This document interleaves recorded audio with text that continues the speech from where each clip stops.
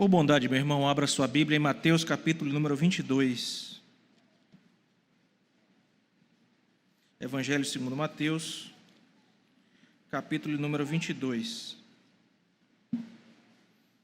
Nós vamos dar continuidade à série de sermões expositivos neste Evangelho, e hoje a partir do versículo número 15.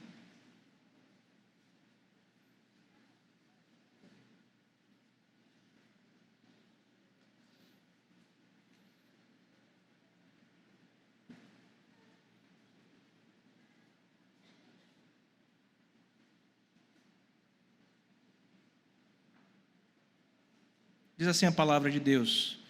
Também, por bondade, deixe a sua Bíblia aberta durante toda a exposição para que você possa devidamente acompanhá-la. Então, retirando-se os fariseus, versículo 15, capítulo de número 22.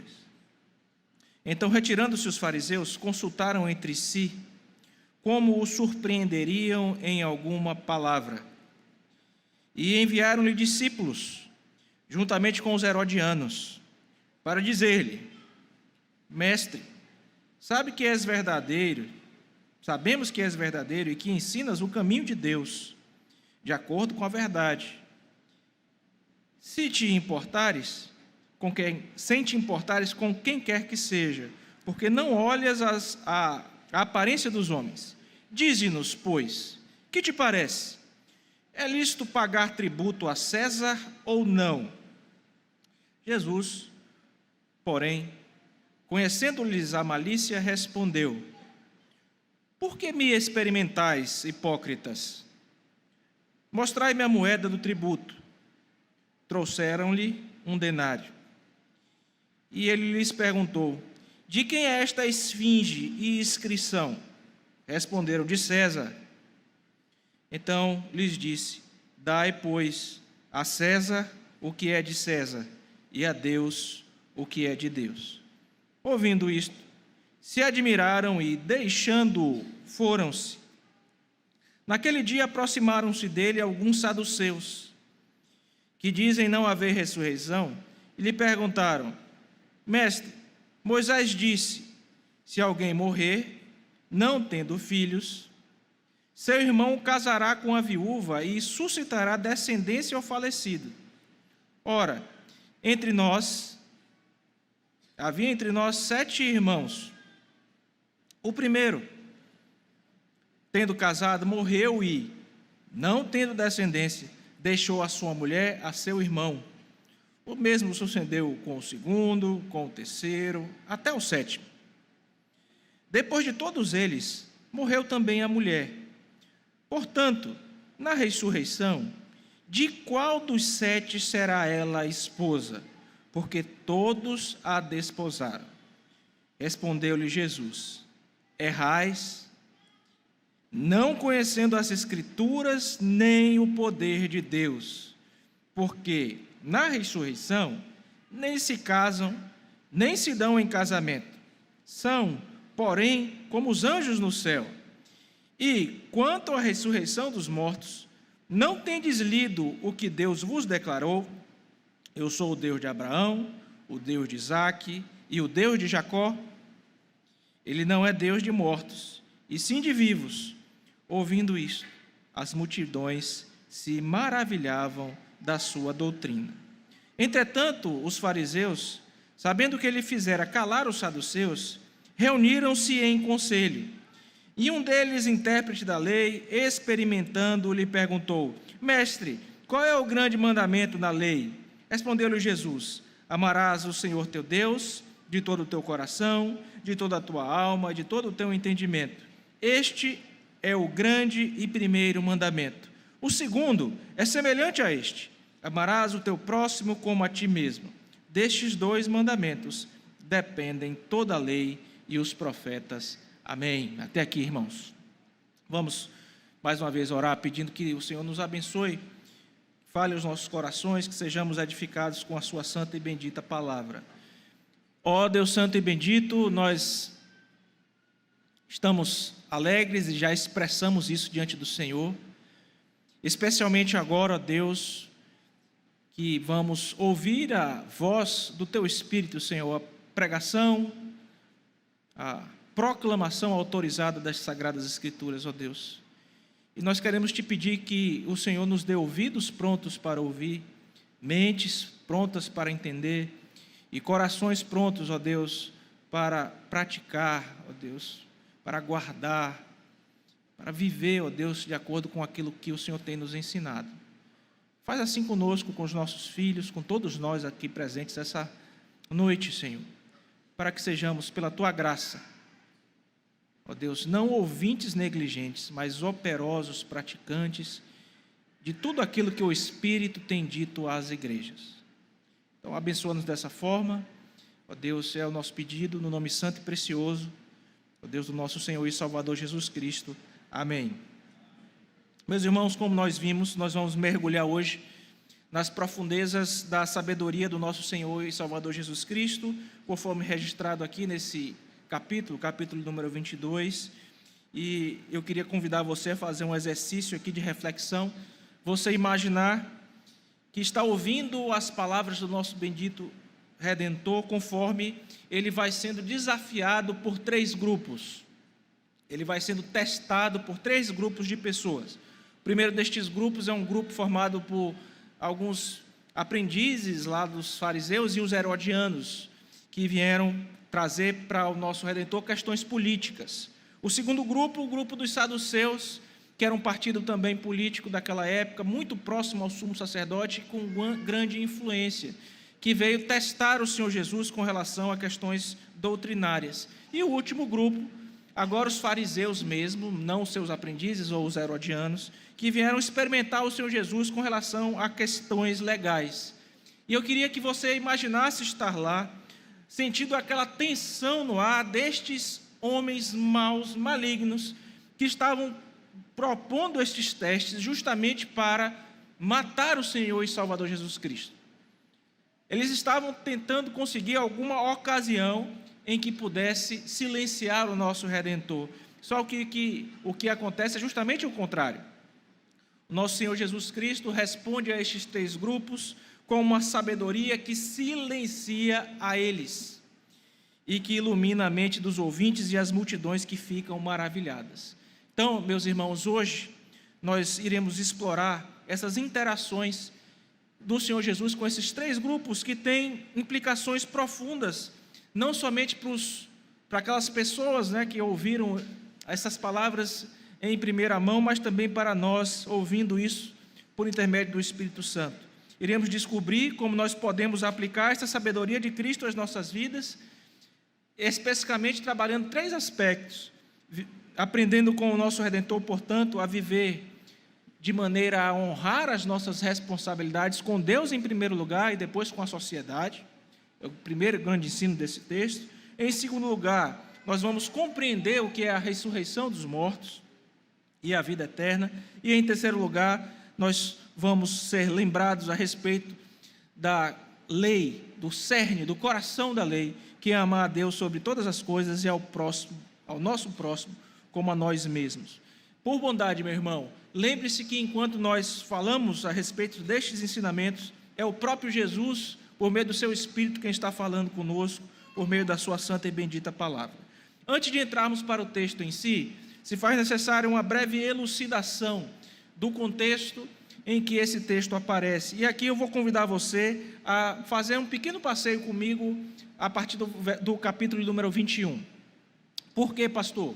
Porque a partir do capítulo 21 até o capítulo número 27, nós encontramos aqui, meus irmãos, o período, o processo de rejeição do rei. Se o Evangelho de Mateus diz que o rei chegou, está entre nós e o seu reino começou, a partir do capítulo, melhor dizendo, 21, até o capítulo número 27, nós encontramos o rei sendo rejeitado. E aqui, como o nosso pastor, o reverendo Alex, tem nos ensinado, nós encontramos uma oposição direta ao nosso bendito Redentor, que levou à sua crucificação. Se você for para o capítulo número 21, você vai recordar, faça isso por bondade, que a partir do versículo 1 até o versículo número 11, temos a narrativa a respeito da entrada triunfal de Jesus em Jerusalém. E você vai recordar que quando nós pregamos esse sermão, me parece que foi eu que preguei esse sermão para os irmãos, o rei se apresentou ao povo, mas o povo não o reconheceu. E a grande lição aqui era a cegueira espiritual de Israel. O rei estava ali, ele veio para os que eram seus, mas os seus, o quê? Não receberam. Israel estava cego. É a grande lição dos versículos 1 a 11 do capítulo número 21. Então, se você caminha um pouco mais no texto e vai para os versículos 12 a 16, naquela passagem onde o nosso bendito Redentor, o Rei, purificou o templo, você vai recordar que a grande lição desses versículos 12 a 16 é a questão da corrupção interna de Israel. Israel, além de não reconhecer a Cristo, não enxergar nele o Messias prometido, estava totalmente corrupto interiormente, especialmente na sua religiosidade. O coração da nação era mau. As pessoas estavam corrompidas. Foi a grande lição que nós estudamos juntos ali, nesses versículos 12 a 16 do capítulo 21. Então veja, a nação está cega e a nação está corrompida interiormente. E quando nós estudamos os versículos 17 a 22, irmãos, que é aquela porção da figueira, lembra que o Senhor Jesus toca numa figueira, e lá é dito que não é tempo de fruto, né, do Evangelho segundo Marcos, né, que é um texto correlato aqui, e a figura depois morre. Nós vimos que essa é uma grande figura para Israel, né, para a nação de Israel também, que além de estar cega e moralmente corrompida, ela tinha uma religiosidade que era apenas exterior, era uma árvore cheia de folha, mas que não tinha fruto nenhum. E apesar de não ser tempo de fruto, lembra que nós estudamos isso juntos, não tem tempo de estiagem para o crente. Todo tempo é tempo de fruto. E Israel não estava dando fruto. Então, 3 sinais nós vimos no capítulo 21. Israel estava cego, Israel estava corrupto interiormente, e Israel estava vivendo uma religiosidade meramente exterior, falsa, que não servia para nada. E então, meus irmãos, nós chegamos ao capítulo de número 21 ainda, mas em uma primeira parábola. E esses 3 sinais que nós acabamos de ver são seguidos de 3 parábolas que foram expostas pelo pastor Alex. Essas 3 parábolas, irmãos, note aqui esse grupo de 3, né? 3 sinais e agora 3 parábolas, vão nos ajudar a entender o nosso texto também, aquilo que nós lemos hoje, nessa elucidação um pouco mais longa. A primeira parábola, meus irmãos, é a parábola dos 2 filhos. E a grande lição dessa parábola, que é a parábola dos 2 filhos, olha aí para a sua Bíblia, por favor, a partir do versículo 33 do capítulo 21, você vai ver que Israel, como um filho desobediente a seu pai, nega o pai, rejeita o pai. Aquilo que o pai está ordenando, a parábola vai dizer que os filhos não vão cumprir. A ideia, meus irmãos, era que ao rejeitar João Batista, os judeus desobedeceram ao pai que enviou João Batista. Então essa parábola é muitíssimo interessante, não é? E ela é seguida por uma outra parábola. Veja que nessa outra parábola nós vamos ter a lição, que é a parábola dos lavradores maus, exposta pelo nosso pastor. Nós vamos ver que além de rejeitar o pai, eles vão rejeitar também o filho. O pai envia lá o dono da plantação da vinha, envia seus servos, os servos são maltratados. Quando ele vinha o filho, o que é que fazem com o filho? Mataram o filho, né? Rejeitaram o pai, rejeitaram também o filho. Lavradores maus. Deus fez muito por Israel, meus irmãos, e esperava que Israel produzisse frutos, mas foi ao contrário. A nação se rebelou contra Deus, se recusou a dar frutos, e Deus enviou os profetas para lidar com eles, falar com eles. Eles maltrataram os profetas, então Deus enviou o seu filho, e eles fizeram o que com o filho? Mataram o filho. E Deus fez o quê? Veja o versículo 41, como é um versículo forte. Deus tirou os privilégios espirituais de Israel, destruiu Jerusalém e deu as bênçãos aos gentios. Esse versículo 41 é os próprios judeus respondendo o que deveria acontecer com eles. Eles mesmos deram um veredito. Responderam-lhe. Versículo 40. Quando, pois, vier o senhor da vinha, que fará com os lavradores? Responderam-lhe. Fará perecer horrivelmente a estes malvados. Arrendará a vinha a outros lavradores, para que remetam os frutos nos seus devidos tempos.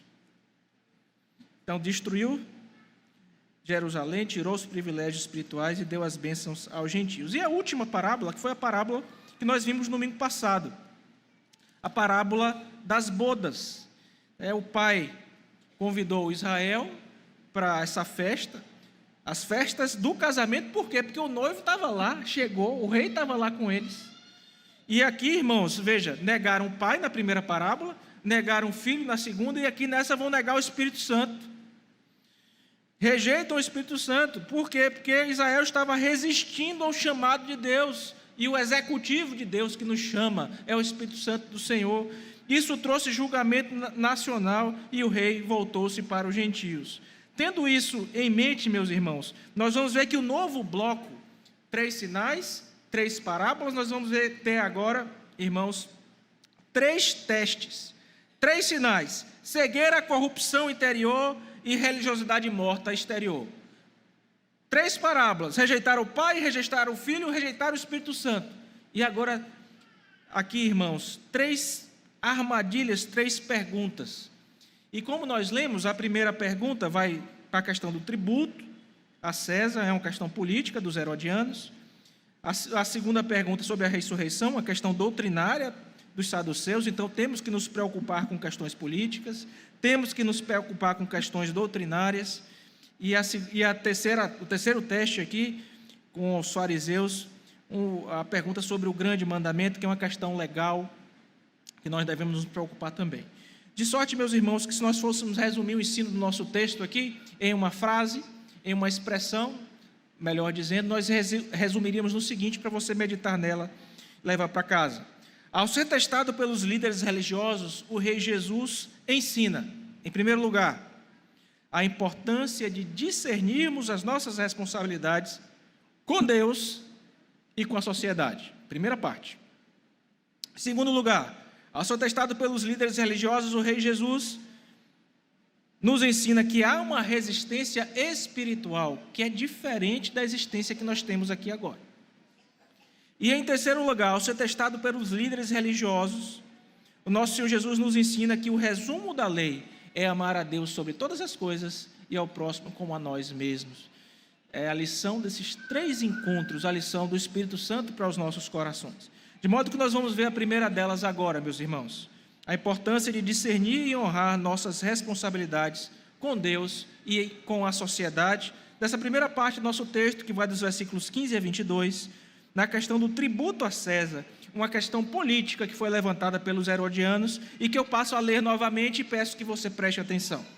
Então, retirando-se os fariseus, consultaram entre si como surpreenderiam em alguma palavra. E enviaram-lhe discípulos juntamente com os herodianos, para dizer-lhe: Mestre, sabemos que és verdadeiro e que ensinas o caminho de Deus de acordo com a verdade, sem te importares com quem quer que seja, porque não olhas a aparência dos homens. Dize-nos, pois, que te parece? É lícito pagar tributo a César ou não? Jesus, porém, conhecendo-lhes a malícia, respondeu: Por que me experimentais, hipócritas? Mostrai-me a moeda do tributo. Trouxeram-lhe um denário. E ele lhes perguntou: De quem é esta esfinge e inscrição? Responderam: De César. Então lhe disse: Dai, pois, a César o que é de César, e a Deus o que é de Deus. Ouvindo isso, se admiraram, e deixando-o, foram-se.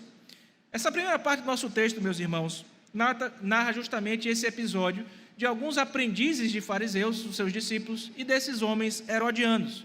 Os herodianos eram aqueles que eram partidários de Herodes, que era um governador local, que nós já bem conhecemos das histórias bíblicas. E esse episódio pergunta sobre a licitude do pagamento de impostos ao Império Romano. Aliás, isso é tão importante para a gente ainda hoje, não é?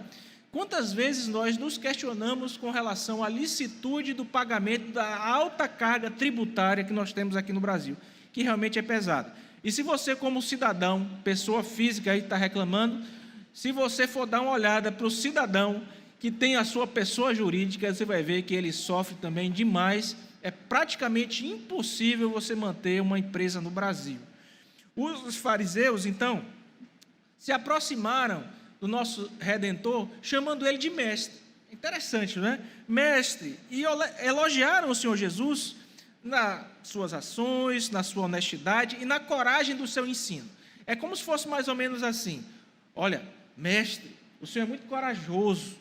Eu vou aproveitar e vou fazer uma pergunta difícil para o Senhor expressar esse ensino, como se estivesse colocando o Senhor Jesus aí numa cilada. Estavam tentando fazer isso realmente, que ele fosse ainda mais corajoso e se posicionasse com relação a essa questão.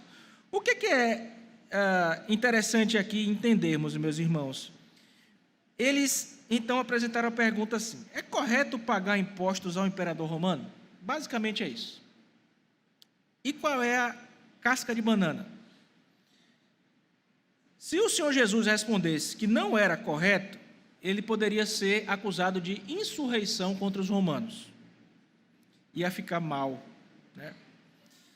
E se ele dissesse que era correto, poderia ser visto como um traidor dos judeus, porque os judeus não eram partidários dos romanos e dos altos impostos que eram cobrados. Aliás, você há de lembrar que Mateus, o escritor deste evangelho, era o quê? Um publicano. Ele era um coletor de impostos. Ele sabia muito a respeito dessa questão aqui. Então o Senhor Jesus nos diz o texto que percebeu a maldade, a malícia daqueles fariseus, né? Você já reparou que às vezes, logo depois de alguns elogios, né, alguém se aproxima de você: olha, o que você falou foi muito bom, você é um excelente tal, né? Você é um excelente discurso, mas aí vem aquele mais depois do elogio, né? É como que o elogio preparando para colocar ali a casca de banana ou para dizer o que realmente pensa. E o Senhor Jesus percebeu essa malícia, meus irmãos. E quando percebeu, ele pediu que eles mostrassem a moeda do imposto. E ele perguntou: de que é essa imagem aí, essa inscrição? E eles responderam: do imperador de César. E Jesus dá aquela resposta, irmãos, famosas: dai, pois, a César o que é de César, e a Deus o que é de Deus. E essa sabedoria silenciou os herodianos e os aprendizes de fariseus. Então Jesus está afirmando, irmãos, nesta frase, que o pagamento de impostos não é necessariamente contrário à nossa fé. Nós não temos como avaliar aqui as questões sociológicas referentes ao imposto, né? Se a gente for para o ramo lá da sociologia, nós vamos ver que existem vários teóricos que vão trabalhar, e essa discussão que chega para a gente hoje em direita e esquerda, né? Estado maior com mais poder, Estado menor com menos poder. Essa discussão é grande, perpassa uma linha do tempo que vem desse tempo aqui até aqui, chega até nós. O importante é que o Senhor Jesus está dizendo: não há ilegalidade na cobrança de impostos, necessariamente não há ilegalidade na cobrança de impostos. Obviamente podem haver impostos que são ruins, que são maus, abusivos, mas cabe-nos politicamente engajar-nos para brigarmos dentro da esfera política, como crentes que precisam estar lá também, e lutarmos por melhores impostos. Mas isso não é uma questão de fé, isso não abala a nossa fé. Pagar imposto aqui não é colocado como um erro, e também não era contrário à lei judaica, não é? Porque é uma dívida devida ao governo. Que tipo de pacto com o soberano nós fazemos? A gente escolhe, né? Aliás, a nossa nação é quem escolhe o presidente que tem, quem escolhe o governador, quem escolhe os prefeitos, e daí a gente vai receber mediante as nossas escolhas. E vamos lidar com essas escolhas, vamos ter que saber lidar com essas escolhas. Nosso Redentor está aqui, para além dessas questões políticas, meus irmãos, ensinando a obrigação de sermos responsáveis com as nossas vidas, tanto no aspecto com Deus, como no aspecto com a sociedade. E eu falei separadamente aqui porque nós precisamos trabalhar coisas importantes agora. Veja, irmãos, nossa responsabilidade para com Deus vem em primeiro lugar. E é a partir da nossa responsabilidade com Deus que nós devemos tratar todas as nossas responsabilidades terrenas. Não é assim? Quando você vai casar, a gente fala do cordão de 3 dobras. A aliança primeiro, antes de ser com a sua esposa, é com Deus. E porque é feita em Deus, com a sua esposa.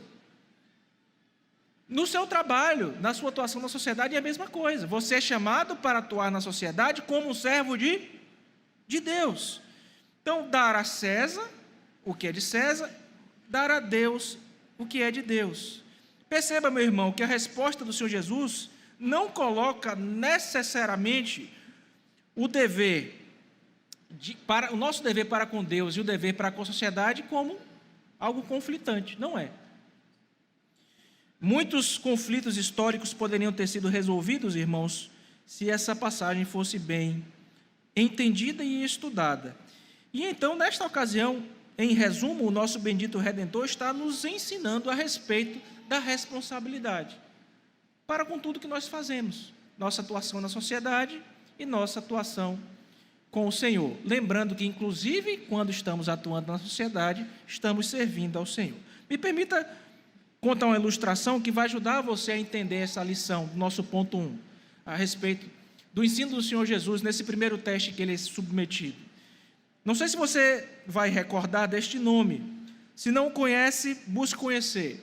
O compositor Johann Sebastian Bach, que era um cristão muito devoto, um cristão luterano. E ele via, meus irmãos, é autor, por exemplo, nós cantamos Jesus, a Alegria dos Homens, de autoria de Bach, e diversas outras músicas. Bach era um cristão comprometido com a sua composição musical, não apenas como uma profissão, ele vivia disso, mas como a expressão do louvor a Deus através do que ele fazia na sua profissão, como um ato de adoração a Deus. Meus irmãos, nas partituras das suas composições, ele costumava colocar 2 jotas ao início das composições, significa Yesu Yava, que significa Jesus ajuda. Ele ia começar a compor, ele pegava a partitura em branco, colocava 2 jotas, pedindo, Jesus, ajude. E quando ele terminava a composição, as peças de Bach são maravilhas aí da música, né? Ele colocava SDG, que significava Soli Deo Glória. Somente a Deus glória. Então, na perspectiva de Bach, meu irmão, deste compositor, não havia separação entre o trabalho secular, que seu trabalho era de composição, e o serviço a Deus. Toda música que ele fazia era uma oferta de louvor a Deus, na qual, inclusive, ele começava pedindo ajuda de Jesus e terminava dizendo, olha, isso aqui ficou lindo, mas a Deus toda a glória. E deve ser assim conosco também. De forma que nesse episódio, esse primeiro teste do Senhor Jesus, versículos 15 a 22, Jesus, nosso Redentor, está nos ensinando que, embora possa parecer que nós tenhamos responsabilidades separadas para com a sociedade, para com César, e para com Deus, dar a Deus o que é de Deus e a César o que é de César, tudo é de Deus, inclusive quando estamos servindo a César. Dar a César o que é de César não significa que nós devemos separar as nossas vidas em uma esfera secular e uma esfera religiosa. Meus irmãos, isso não existe. Eu sou uma coisa na igreja no domingo, durante a semana eu sou outra. Na igreja eu escuto música santa, lá fora eu escuto música do mundão. Na igreja eu faço as coisas certas, lá fora eu faço as coisas erradas. Não é assim.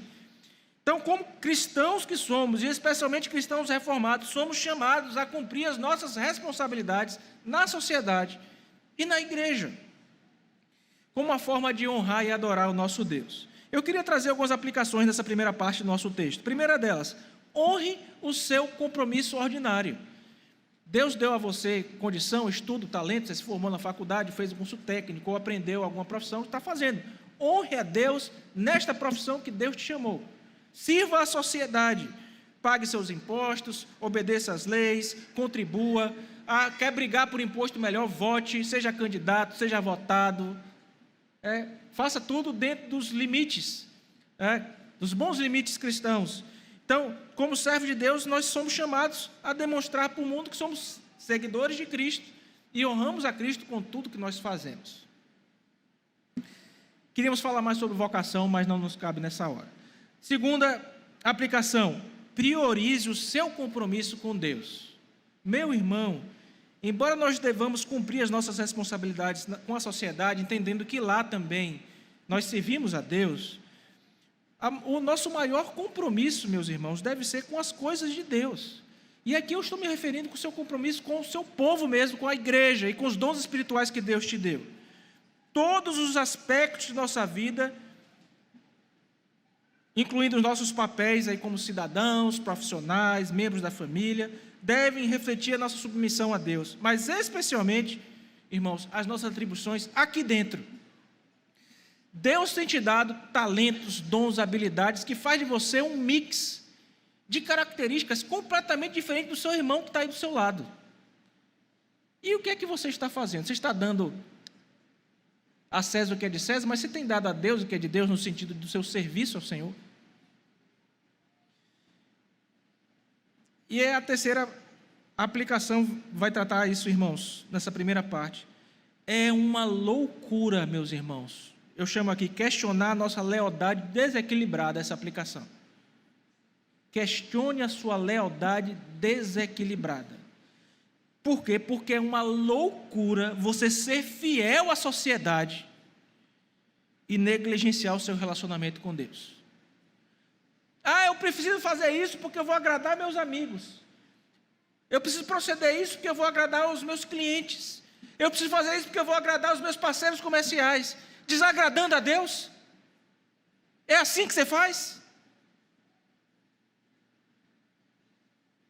É uma loucura ser fiel a esse mundo não vai ser fiel a você, ele vai lhe destruir, ele está nas mãos de Satanás e quer o seu mal, e você querendo ser fiel ao mundo, aos seus amiguinhos do mundo, aos seus parceiros. Não, irmão, a nossa fidelidade é a Jesus Cristo. Há indivíduos que são tão meticulosos ao preencher suas declarações de impostos, cumprem estritamente as leis de trânsito, são dedicadíssimos ao seu trabalho, agora na igreja só chegam atrasados, não se dedicam, não servem a Deus como deveriam, são muito rápidos para dar o que é de César, agora para dar o que é de Deus é complicado, inclusive na hora dos dízimos e ofertas. Lembre-se, meu irmão, que todo o nosso ser, inclusive o que possuímos, as nossas responsabilidades pertencem a Deus. Até aqui nós temos visto que, ao ser testado pelos líderes religiosos, o Rei Jesus, em primeiro lugar, ensina a importância de discernirmos e honrarmos nossas responsabilidades com Deus e com a sociedade. Mas, em segundo lugar, ao ser testado pelos líderes religiosos, o Rei Jesus nos ensina que há uma existência espiritual após a morte, que é diferente da nossa vida terrena.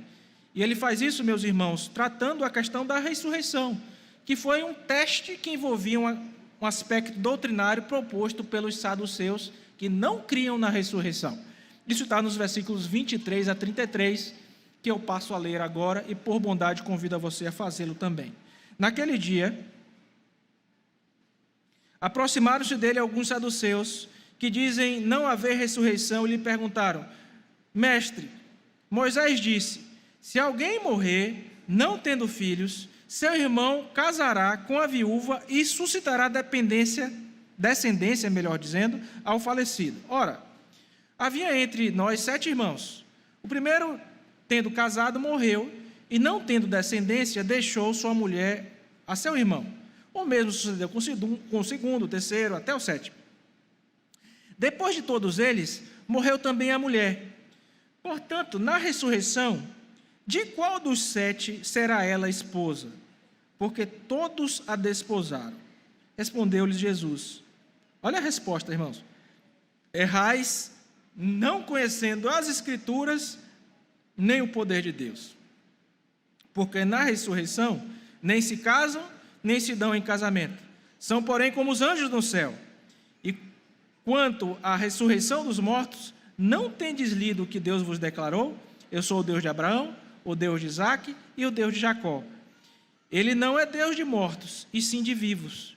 Ouvindo isto, as multidões se maravilhavam da sua doutrina. Como procedemos com a primeira porção, vamos proceder também agora explicando essa parte do nosso texto, irmãos.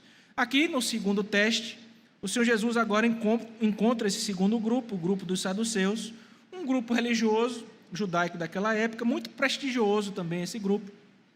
E eles propõem uma pergunta em um cenário hipotético de uma mulher que se casou sucessivamente com 7 irmãos após cada um deles morrer de acordo com os parâmetros da lei judaica. E eles perguntaram a Jesus, na ressurreição, qual dos 7 ela será esposa, uma vez que todos foram casados com ela? O objetivo deles, irmãos, era testar o Senhor Jesus e tentar desacreditar a ideia da ressurreição, porque eles não acreditavam na ressurreição de mortos. E então, o Senhor Jesus responde de 2 maneiras. Em primeiro lugar, ele diz que eles não entendiam 2 coisas. Não entendiam o quê? Nem as Escrituras, nem o poder de Deus. Estavam interpretando as Escrituras de forma completamente equivocada. E desconfiavam do poder de Deus como se Deus não tivesse poder de ressuscitar os mortos. Aliás, irmãos, essa é a ordem, né? Desacreditar da Escritura e do poder de Deus. A gente conhece o poder de Deus mediante a Escritura, né? Então, quando a gente vai desconfiando da Escritura, a gente também não acessa o poder de Deus, não confia no poder de Deus. A vida após a ressurreição, explica o nosso bendito Redentor, será diferente da vida na terra. Ele diz que as pessoas lá no céu não se casam nem se dão em casamento. Aqui você pode tentar fazer conjecturas a respeito de como é que vai ser a vida no céu. Existe, inclusive, um pastor muito querido e renomado na Igreja Presbiteriana do Brasil, já esteve aqui, né? O doutor Heber Carlos de Campos, que defende uma visão um pouco diferente disso aí. Mas esse texto aqui nos deixa claro, irmãos, que lá no céu a gente não casa nem se dá em casamento, né? Aquilo que nós experimentamos aqui vai ser experimentado lá de uma forma diferente. Tá, pastor, como é que vai ser? Não sei. Não aprove o Senhor Jesus nos revelar. E onde a Bíblia cala, a gente faz o quê? Cala junto também, né? E vamos experimentar quando o nosso Deus assim nos mostrar. E em seguida, meus irmãos, o Senhor Jesus desafia a própria base da crença dos saduceus, que afirmavam seguir apenas os 5 livros do Pentateuco. Além de não crerem na ressurreição, eles só pegavam lá, tinham como Bíblia, seminarista Rafael, apenas os 5 livros escritos por Moisés: Gênesis, Êxodo, Levítico, Números e Deuteronômio. Eles só pegavam o Pentateuco como Bíblia. Aí Cristo, para mostrar o erro deles, vai citar o erro justamente usando o Pentateuco, para mostrar que realmente eles desconheciam as Escrituras e o poder de Deus. E ele diz lá, Êxodo 3,6, ele cita Êxodo 3,6. O Deus de Abraão, o Deus de Isaque e o Deus de Jacó. E a ideia aqui, irmãos, desta argumentação do nosso bendito Redentor, é que quando Deus se apresenta no tempo presente, que Ele é o Deus de Abraão, de Isaque e Jacó, Ele não é o Deus de mortos, mas o Deus de vivos, que nele estes homens vivem e vão ressuscitar, vão ressurgir dos mortos. E esse texto serve, portanto, irmãos, para elucidar a questão da vida após a morte. E aqui eu vou contar uma ilustração para você entender um pouquinho o ensino desta parte. Pense aí comigo em uma lagarta. Pensa aí numa lagarta. E ao pensar numa lagarta, lembre-se aí dessa criatura que na sua fase inicial de vida andava fazendo o que, irmãos? Rastejando aí pelo mundo, né? rastejando pelo chão, pelas folhas, e pense aí em toda a restrição dessas atividades, como era limitado o seu contexto. Mas um dia, a lagarta se isola em um canto e ela resolve criar um casulo ao seu redor. Isso, para alguns, pode parecer pronto. Ali deu cabo da própria vida, né? Já se isolou, já se colocou lá num casulo, se afasta do mundo e parece entrar ali num estado de inatividade. No entanto, o que acontece dentro daquele casulo, meus irmãos, é um milagre da transformação. Quando o casulo, depois de algum tempo, finalmente se abre, não é mais uma lagarta que sai, é uma linda borboleta. E a vida terrestre e lenta daquela lagarta, de repente foi transformada em uma existência que agora pode inclusive voar, com acesso a novas alturas, novas vistas, novas experiências. E essa transformação da lagarta na borboleta é uma bela ilustração sobre a ressurreição. E eu não estou me referindo aqui à ressurreição apenas à segunda ressurreição, né? Quando nós, a concretização da nossa ressurreição, quando nós, por assim dizer, vamos morrer, se Cristo não vier nos buscar e receber novos corpos, mas a ressurreição que nós já experimentamos em Cristo Jesus. Não foi assim quando a gente se converteu?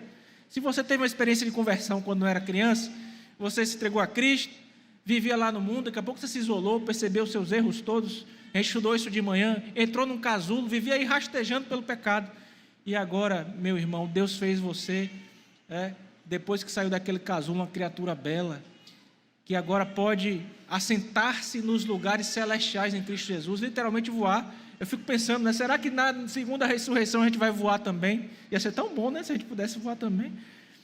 Tem gente que vai argumentar que sim, porque o nosso encontro com Jesus vai ser nos ares. Aí eu fico pensando, tomara que a gente possa, vai ser uma experiência legal, como uma borboleta.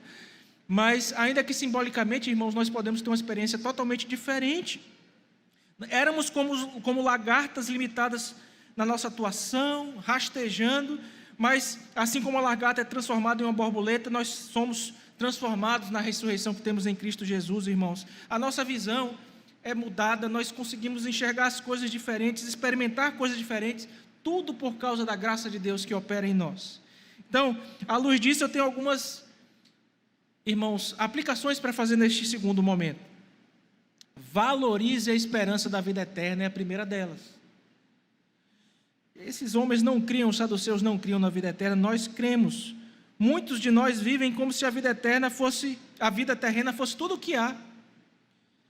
Nos preocupamos com as nossas casas, com os nossos empregos, com as nossas contas e negligenciamos o aspecto espiritual da nossa vida, da Deus o que é de Deus. E o Senhor Jesus está lembrando para nós, meus irmãos, que a ressurreição está diante de nós, que a morte não é o fim e que nem essa vida aqui é a expressão máxima do que nós podemos experimentar. Se nossa esperança em Cristo se resume apenas a essa vida, nós somos o quê? Os mais infelizes de todos os homens. Portanto, devemos levar a sério, meus irmãos, a nossa fé, a nossa relação com Deus e as implicações eternas disso.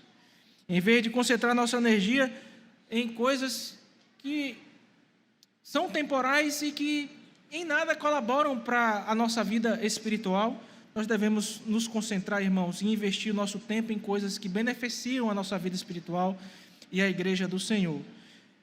E, irmãos, isso é um ensino precioso dessa parte do nosso texto. Então, até aqui, nós temos visto que, ao ser testado pelos líderes religiosos, o Rei Jesus, em primeiro lugar, ensina a importância de discernirmos e honrarmos nossas responsabilidades com Deus e com a sociedade. Em segundo lugar, que é uma existência espiritual após a morte, que é diferente daquilo que nós experimentamos agora. E em terceiro e último lugar, que o resumo da lei é amar a Deus sobre todas as coisas e ao próximo como a nós mesmos. Essa terceira parte do nosso texto, irmãos, dos versículos 34 ao 40, o terceiro teste ao qual o Senhor Jesus está sendo submetido agora com os fariseus, né? Primeiro momento foi os herodianos com os discípulos dos fariseus, agora os fariseus mesmo, os mestres, foram para questionar o nosso Redentor. Eu vou ler essa parte do texto e, por bondade, mais uma vez, peço que você acompanhe. Versículo 34, Entretanto, os fariseus, sabendo o que ele fizera calar os saduceus, reuniram-se em conselho, e um deles, intérprete da lei, experimentando-o, lhe perguntou: Mestre, qual é o grande mandamento na lei? Respondeu-lhe Jesus: Amarás o Senhor teu Deus de todo o teu coração, de toda a tua alma, de todo o teu entendimento. Este é o grande e primeiro mandamento. O segundo, semelhante a este, é: amarás o teu próximo como a ti mesmo. Destes 2 mandamentos dependem toda a lei e os profetas. Vamos explicar essa parte do nosso texto agora, meus irmãos. O Senhor Jesus está sendo aqui questionado pelos fariseus sobre qual é o maior mandamento. E ele está citando aqui o primeiro mandamento, que é amar a Deus sobre todas as coisas, com todo o coração, alma, mente, força, e adiciona um segundo, que é amar o próximo como a si mesmo, que o Senhor Jesus considera como igualmente importante. E aqui, irmãos, está o cerne da lei. Ele está sendo questionado, testado a respeito do seu conhecimento da lei. E aqui ele está dizendo: vocês querem saber o que é a lei? Eu sou o autor da lei. Lembre-se que durante todo esse evangelho, e o pastor Alex muitas vezes recorda aí seus irmãos, que eu assisto todas as pregações dele, ele lembra daquele momento em que os fariseus, ensinando o errado, conduziam as pessoas a fardos pesados, questões complicadas. E o Senhor Jesus chega no início desse evangelho e fala assim: ouvistes o que foi dito, eu, porém, vos digo.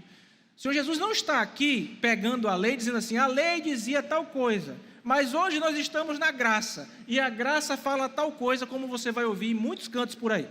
Não é isso. O que ele está fazendo é o seguinte: ele está dizendo, os fariseus estão ensinando para vocês equivocadamente desta forma. Eu, porém, estou dizendo que o ensino correto a respeito disso é este daqui. O espírito da lei, o cerne da lei é esse aqui. Então, Cristo não está jogando a lei fora, muito pelo contrário. Logo depois dessas coisas, lá no capítulo 5, ele vai dizer: olha, vai se cumprir tudo, não se passará nem um tio, nem um pontinho de i, sem que tudo que está na lei se cumpra. Eu não vim desfazer a lei, eu vim cumpri-la.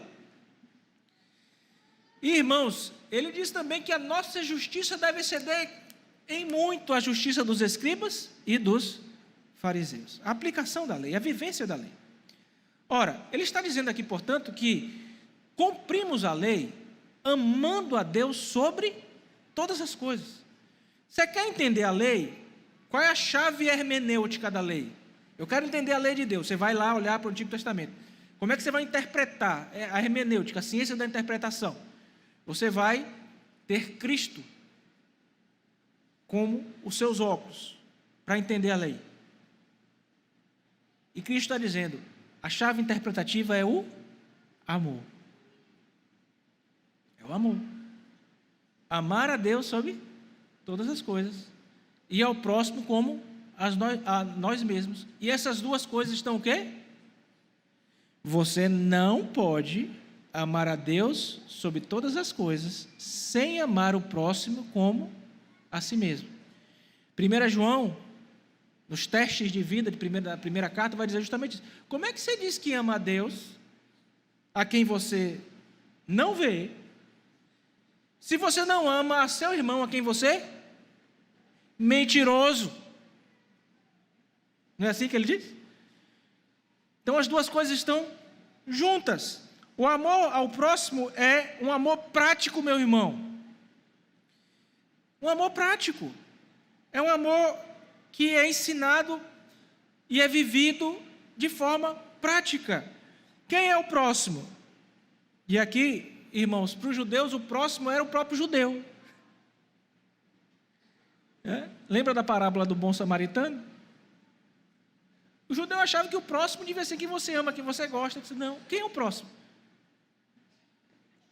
É qualquer um. Aliás, até o seu inimigo, ser chamado a amar o seu inimigo, a orar por ele.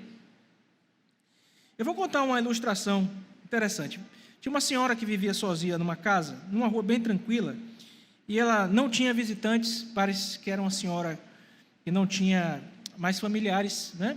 Bem idosa, provavelmente não teve filhos, não tinha irmãos, marido falecido, e ela não tinha ninguém. Ela vivia em uma casa cercada por outras, e a casa do lado era uma casa ocupada por vizinhos que tinham uma família com algumas crianças. E veja que essa senhora não contava com visitas, as pessoas sempre muito ocupadas, e veja como nós somos assim também hoje, infelizmente, para visitar, para cuidar das pessoas, especialmente dos idosos. Quanto é difícil a gente separar um tempo na nossa semana para visitar uma pessoa idosa, uma tia que não tem filhos, né? E aí, essa criança resolveu, uma criança de 7 anos, vizinha, resolveu visitar essa idosa, primeira vez. Os pais ficaram receosos, hesitaram. Não vai incomodar assim, ela lá não, tal. Ele foi, começou com um olá. A isso foram seguidos os desenhos da senhora, que ele pintou e levava os desenhos. A isso foi seguido visitas diárias. Okay? A isso foram seguidos chamados para almoçar. E aquela senhora que vivia sozinha, triste, foi experimentando ali o cuidado de Deus, o amor de Deus, expresso nesse mandamento de amar o próximo como a nós mesmos, de uma criança que foi questionada pelos pais: por que você visita ela assim tanto? E ele vai dizer: porque eu aprendi na igreja que eu devo amar ao próximo como a mim mesmo. Eu não gosto de ficar sozinho, eu não gosto de não ter ninguém que cuide de mim, eu não gosto. É uma ilustração bastante simples, irmãos, mas que mostra a nossa tarefa de buscarmos de forma igualmente simples nas coisas cotidianas, demonstrarmos o amor que recebemos da parte do nosso Deus ao nosso próximo. Especialmente, irmãos, amar a todos, mas especialmente aos domésticos da fé. Aos domésticos da fé. Então, algumas aplicações nesse último ponto da nossa lição. Destes 3 testes ao que o Senhor Jesus foi submetido. Faça um exame aí interno, meu irmão. A simplicidade com que esses 2 mandamentos foram expressos não deve ser confundida com a facilidade de cumpri-los. Você realmente tem amado a Deus sobre todas as coisas? Você tem tido vontade de agradar mais a Deus ou aos homens? É com toda a força do seu coração que você o ama, inclusive, se necessário for, pagando o preço de perder um emprego, de perder uma benesse. Quando nós estudamos Apocalipse, aqui, vocês estudaram com o pastor Alex, eu também preguei, expus todo o livro de Apocalipse recentemente. Lá no livro de Apocalipse era o seguinte: as pessoas relacionavam-se nas guildas, chamadas guildas comerciais. Nessas guildas comerciais eram realizadas, esses encontros sociais, diversos sacrifícios a diversas divindades romanas, inclusive ao imperador. Então era assim: banquete para Dionísio. E era lá que todos os negócios eram fechados, inclusive com adoração àquela divindade ou adoração ao imperador, em uma guilda comercial X. Não é? Lembra que lá na cidade de Corinto tinha as carnes sacrificadas a ídolos? Porque os animais eram sacrificados na adoração aos templos gregos, e não tinha a forma que o povo comia carne, não ia comprar carne em açougue, ia no templo onde a carne era sacrificada para as divindades e dizia: tem carne aí, eu quero comprar. Meu irmão, se o crente não fosse para uma guilda dessa lá, para adorar o Deus tal, participar daquelas bebedices, daquela prostituição, daquela coisa que tinha lá, ele não fechava contrato, ele não vendia, ele não tinha parceiro comercial. E se ele começava a faltar, você não está vindo por quê? Virou cristão?